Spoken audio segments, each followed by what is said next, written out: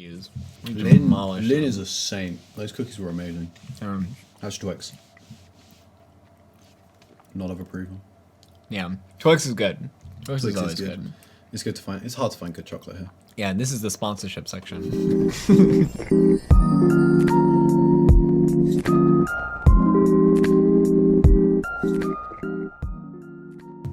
Welcome to Rules is Written. Welcome to Rules is Written. It's Wham Wham Wazzle. Still working on the catchphrase. The D&D podcast where we tell you the rules is written and how we interpret them. Yeah, which is now law. Exactly. We have made an agreement with Wizards of the Coast, and whatever is on this podcast is now the official and only way to play D&D. Yeah, don't ask them. So, this is our final episode on skills. But we've only got one more block of skills left. What is it? Oh, but it's a big one, Tobes. It's a biggie. Yeah, so what we have right now is charisma. And the roleplay stat. This is sometimes known. A fun one for me. Yeah, I think that like charisma is a good one, especially for players that like the roleplay aspect. I feel everyone has a proficiency in a charisma stat. Almost every character has a proficiency. A lot of people will choose to do that unless you're like a wizard. Even wizards, even if they have a low charisma, they'll be like, yeah, but I want to be an intimidating wizard. Oh, fair enough. I feel like people are just kind of drawn to having one of these. I think the big three is deception, intimidation, and persuasion. But we'll get through them all. Yeah. So the first one, what's a little preamble for charisma? A charisma check might arise when you... I'm quoting the book if that wasn't clear. That's your quote voice. A charisma check might arise when you try to influence or entertain others, when you try to make an impression or tell a convincing lie, or when you are navigating a tricky social situation. So it is really the roleplay stat. Yeah. Kind of, yeah. What's the first one we got? Well, the most fun one, deception. Deceiving. When does that come up? When do I make you do deception checks? These ones are like exactly when you would think, like when you want to tell a convincing lie to somebody. Mm-hmm. In the book it says hide the truth verbally or through your actions, or that's a key one as well, yeah. Mislead through ambiguity. We talked a bit about this when we talked about sleight of hand. You could also put that as a deception check, depending on what you're doing, depending on how you're trying to deceive. So they're kind of also linked. There's always a lot of overlap between stats. There's a big old gray area. With these stats, these skills, more so than others, what's like the hard and fast rule when using them against other or with other players? Like if I want to deceive another player into something, like, you know, I feel like the stereotype might be the rogue who has found a little bit something extra in the treasure trove and doesn't want to share it with everybody, right? Yeah. Would you ever have them roll deception to hide this thing? Or to, I think there's a few ways you can do it. Some play groups you can't use these checks against other people because it just leads to feels bad for some groups, which is entirely fair enough. I think the way I would do that specific scenario, to take that one, is because we use phones during our game to message me secret things. If I have a secret message I need to send to a player, we just text each other secret information, and players will text me secret information as well. So the rogue could message me information as I'm going through the loot table. I want to try and like pocket a little more, and then I would have them roll a deception check against others' passive perception. That would be probably the cleanest way to do it.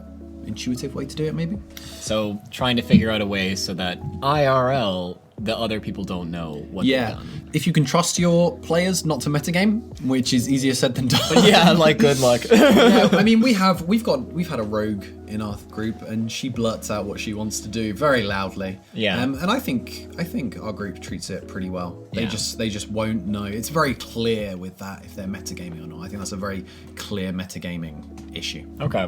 So would deception only be involved for things that are knowingly hiding the truth and like knowingly leading to ambiguity and misleading somebody? Or can it also be for like if you are just avoiding the truth or like talking like a politician, you know? I think you could roleplay that.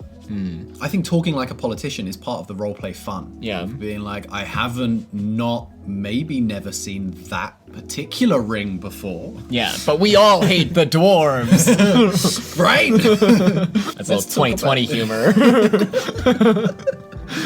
So yeah, I think when it goes from bending the truth to outright deception is when I'll be like, okay, I think you need to roll a deception check now. Right. Roll that against their insight. You can also, if you really want to focus on your characters, you can also roll off deception against insight between your party members. So that's interesting. So you roll against their insight, not against their other charisma traits or anything like that. Like with the other. Yeah, I mean, insight is literally finding out if people are lying. Yeah. If people are lying. So that's a pretty cut and dry one. Okay. The next one we have is intimidation. As the barbarian stat. Yeah, The barbarian stat, the warlock stat. in the picture in the player's handbook, it has a picture of what looks like a very gruff man holding the helmet down of a poor city guard and just berating him. Kids these days. Yeah. What does Waterdeep come to?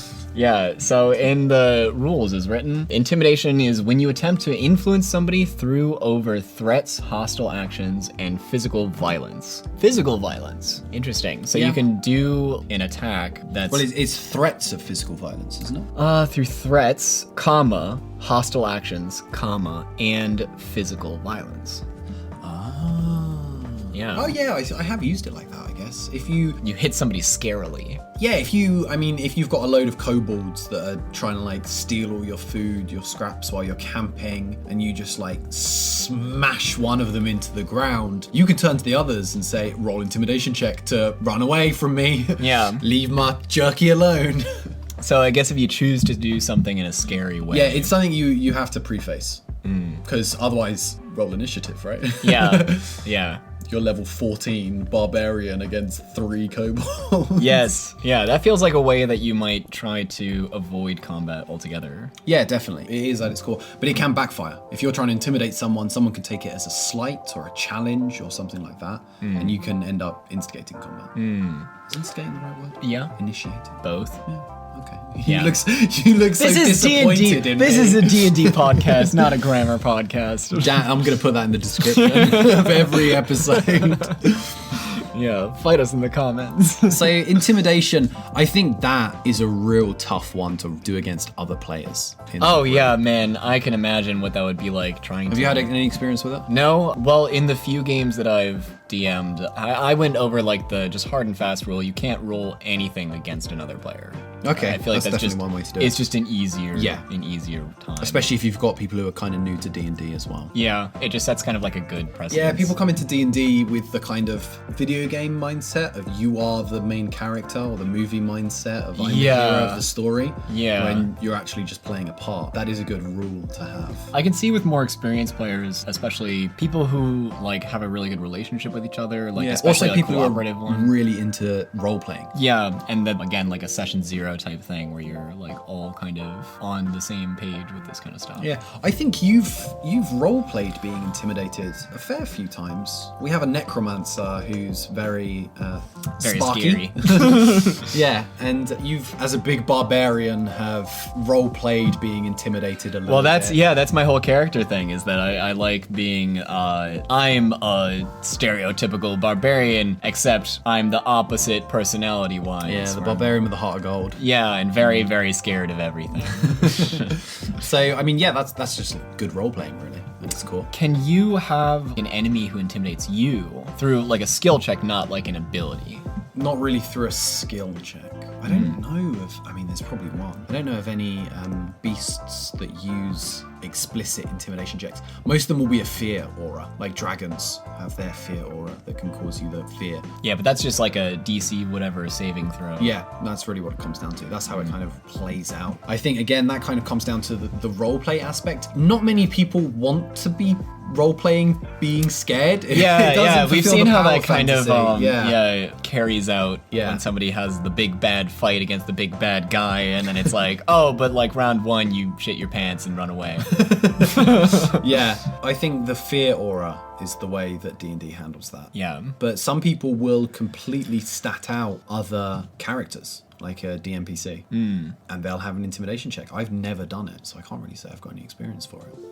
Okay. The next one is performance. These last two actually are the more bardy kind of ones. Yeah, definitely. They're the more friendly. Yeah. They're the good sides of this coin. Yeah, performance seems very straightforward. It says determines how well you can delight an audience with music, dance, acting, storytelling, or some other form of entertainment. However, we've also used performance for other things, like if you want to do something but a little bit more stylistically, or trying to impress somebody in a certain way. If you're trying to perform. If you're trying to impress someone. I've also used it because the way it's written, it sounds like it should only be if you are doing the thing in the moment, if you are singing the song. But I've also used it for if you're writing a eulogy for someone that's going to be carved into stone somewhere and placed. I may make a performance check. I think it makes a lot of sense to have a performance because you're performing through the stone, through the medium. You're trying to entertain or make people cry or like whatever you're trying to do. You're just trying to do it to people in the future. Interesting. Yeah, that's an interesting use. That's the kind of way. Maybe that's because I'm a musician, so so I've got that spin on it. Yeah, it comes out in the editing of this podcast. So I think performance can be a bit more nuanced than some DMs use. Yeah, there's a lot of like outside of text uses of performance as well. Yeah. Then there's persuasion. Persuasion is when you attempt to influence somebody or a group of people with tact, social graces, or good nature. This is something that I also use quite a bit. I think everyone does. Yeah. Everyone wants a king to give them a castle. Yes. So this can be something like, I've seen it very straightforward, just trying to convince somebody, like the whole, win friends and influence others types of things. Get somebody to like you. It's the horny bard stat. The horny bard stat, Yeah. sure. But it can also be used for something like a speech, like to be able to move a crowd. Yeah. There's a lot more, again, I used the word before, but nuanced, kind of low-key ways to do it. It doesn't have to be like, hey, come to bed with me. It can also be like, hey, let's build a democracy. Just as sexy. You, me, and the rest of civilization, baby. Yeah, so what else does it have in the book?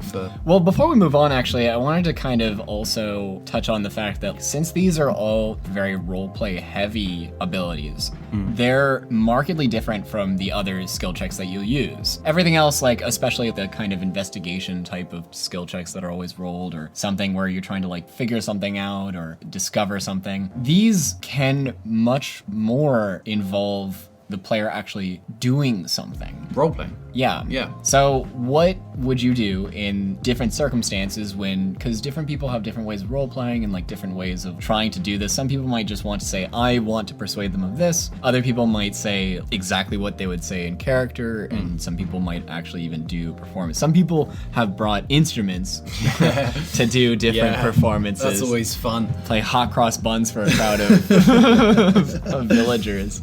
So how does that affect these checks? I know that in the text itself, there's not any bits on roleplay in particular, but I think that there's a lot here. The way that I've always handled them is, firstly, you've got to make sure your players are comfortable. Some players, the difference between active, as you say, give me a grog of ale. A grog of ale? What the fuck was that? Yeah, make that 2 grogs. 1 grog, ludicrous. Yeah, that's active, but I go to the bartender and I say, in my drunken stupor, give me a grog of ale.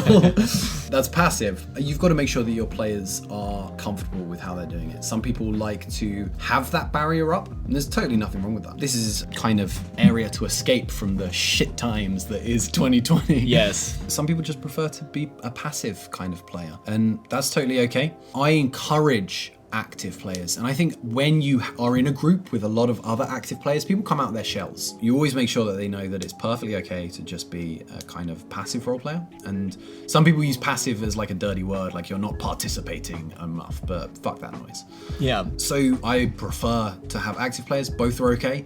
If someone wants to stand up and actually give the speech, I'll give inspiration dice for that, because I mean that's just extra stuff. If someone's gone that extra mile, then awesome, cool. I'd also try and balance it out with the more introverted players. Obviously, don't just have one person getting all the inspiration dice just because they are the loudest person. Yeah, in the be room. relative to their like own comfort zones. Yeah, and stuff. definitely. If they're a really quiet person, you've got a really quiet person in your group, and they stand up and they do a little bit of active role playing in the moment. Fuck yeah, have a fucking D10 inspiration dice. I use different inspiration dice. In the rules, it's only D6s, but Yeah. I give out all kinds of inspiration dice. I think that's pretty important. Again, as we've said a million times, D&D is a feels-good game. Do what feels good. Also, I think that how you describe what you're doing might change how difficult the goal is to achieve. Oh yeah, definitely. A kind of simple example is if you come in covered in blood, stinking of shit from your adventurer, and you try and like chat up the barmaid, it's going to be a little harder than if you go clean off, put on some nice clothes, go and talk eloquently. If you role play yourself being drunk and loud, then people aren't going to be as open to your persuasion, your propositions, like maybe you want to get a load of mercenaries to join you on your next adventure. Yeah. If you're absolutely wasted and falling under the table, they're not going to respect you, they're not going to listen to you as much as they might if you just have a calm sit down. And sometimes that's cool, sometimes that's fun. That's fun. You don't have to min-max the whole thing. You can just have a stupid time and it's great. Yeah, we're all here for having stupid times together. Exactly. So, the spellcasting ability is of bards, paladins, weirdly, sorcerers, and warlocks. It's got the most spellcasters tied to it. I think that's the weirdest bit, though, right? Like, if I was going to be like, I Bards want to makes play, total sense. I want to play some fantasy game where I want to like cast a bunch of spells and be a magic kind of guy.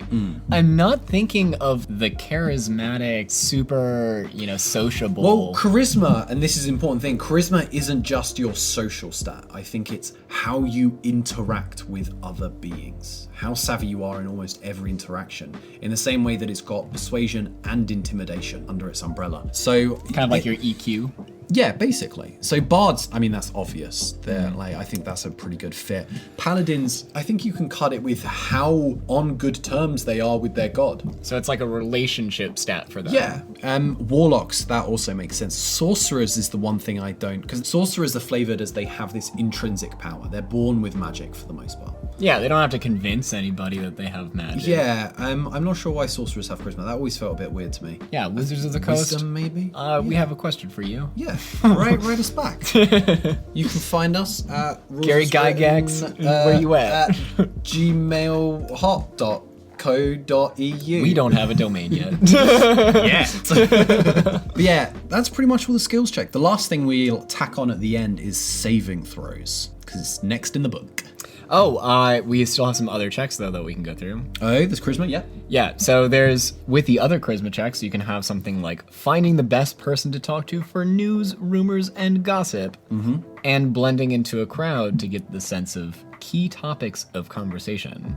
Those are also kind of weird things to throw in there. I guess the gossip I think the first one you could have as investigation. would or seem even like insight. it, right? Like trying to find who's the best person to talk to. Actually talking to them sounds like the charisma stat, but finding them sounds like, I suppose you could cut it like, oh, you want to find out news about the castle? Maybe you're looking for someone who has the castle's insignia, and that would a social thing to know, I guess, like being in the know. Okay, so like Maybe? gossip knowledge. Like I guess, I still don't like it though. yeah, social knowledge. I guess that's the way to spin it. Yeah, but I think those two could probably fall into another skill check, to be honest. And then blend into a crowd. That also sounds like kind of a stealth thing. Well, it's got the second bit, hasn't it? Blend into Yeah. a crowd to find gossip. I don't think it's to hide. Yeah. But it really depends on your intention. To find gossip as well. But then even that might just be perception, right? Like listening you for... could cut that, yeah. I think also, if you're coming to a point where you're in a tavern and it's like, I roll to find gossip, I think you've reached some dead ends in your plot threads. Oh, we are guilty of that. Yeah. So maybe have the drunken sailor come up and say, have you heard about the Lich? Yes. Have you heard about the latest plot line? Oh, it's not too far. Just down the road, my turnips. They have some kind of turnip Lich.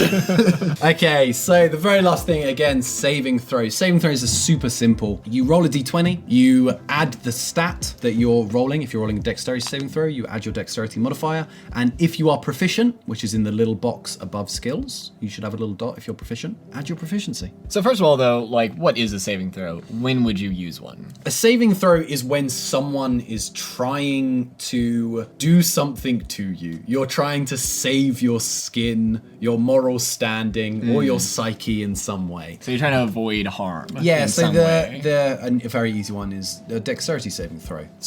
A boulder's rolling towards you. Dexterity saving throw to jump out of the way. But you could have a charisma saving throw. Maybe you make some kind of social faux pas. And it's like, oh, this could be really bad. Everyone's laughing at you. Charisma saving throw, and you roll really high. And it's like, oh, everyone laughs it off, and you're okay. You roll really low. Oh, and you also don't have any trousers on. Oh, you forgot your pants today, and your test is due. So yeah, saving throws, I mean, we're going to come to those a lot, but that's how you do saving throws. I'm sure we'll touch on them again. Yeah, that's a big one. In the episodes coming. They'll pop up all the time. But I think that's it for this episode. Cool. A whole episode on charisma. Signing off. We'll see you guys next time. Take care. Like us on Patreon. Yeah, stay warm out there, or just stay inside with indoor heating.